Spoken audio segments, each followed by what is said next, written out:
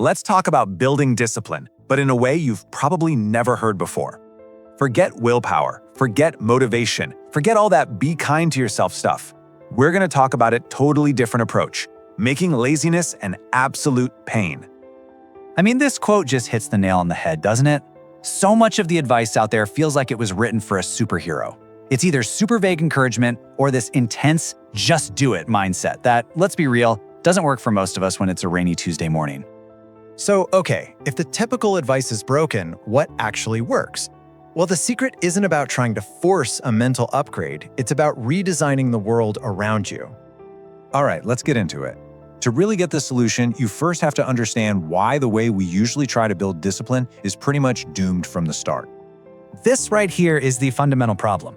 On one side, we're told to just think our way to being disciplined. But on the other side, we're fighting millions of years of evolution. Your brain is literally hardwired to pick the easy, comfortable option right now. Willpower is like a muscle that gets tired, and it's just not a reliable source of fuel. And this is the big idea. When skipping the gym has zero immediate consequences, your brain has already made the choice for you.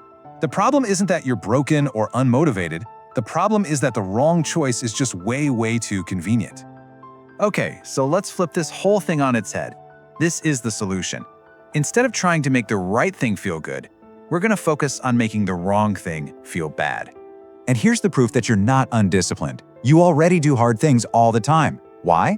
Not because you're motivated to go to work, but because getting fired is a lot more painful. You have discipline when the consequences of not having it are real and immediate. So the trick is just to create those consequences for yourself. And this brings us to this awesome core strategy. It's called lazy proofing. It's about stop trying to win a battle of willpower against your own brain because you'll probably lose. Instead, you just rig the game so that being lazy is the bigger hassle. So how do we actually do this? Well, it all comes down to 3 practical levers you can pull starting today to create that discomfort that actually drives action. First up, we've got physical discomfort. This is probably the simplest tool in the whole toolkit, but honestly, it can be crazy effective. The whole idea is to put actual physical barriers between you and the bad habits you're trying to avoid. Here is a perfect classic example. Hitting the snooze button is ridiculously easy when your phone is right by your head. But if you have to physically throw off the covers, get out of bed, and walk across your cold floor to shut that thing off, and hey, look, there's a glass of water right there. Suddenly, the idea of walking all the way back to bed feels like the harder option. You've just lazy-proofed your morning. All right, let's talk about a lever that gets pretty much everyone's attention: money. This one taps into a really powerful quirk in our psychology. Yeah, researchers have found this over and over again.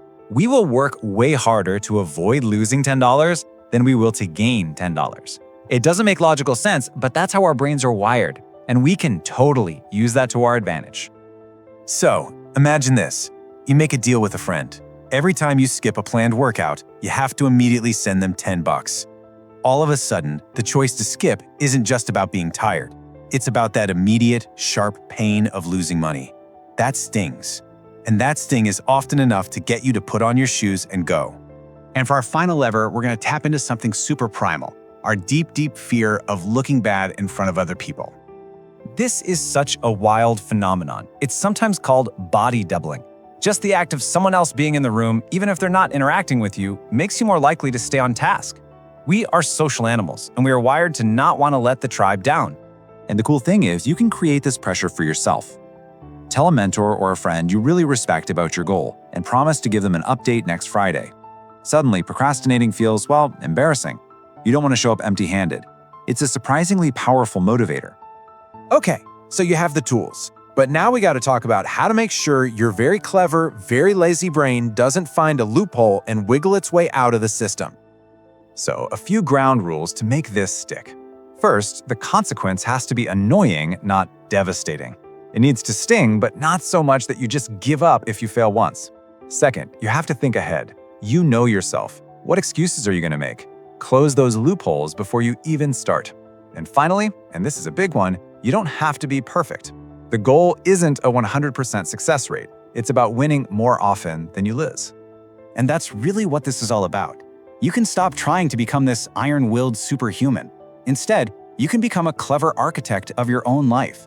You just build an environment where doing the right thing is actually the easiest option available.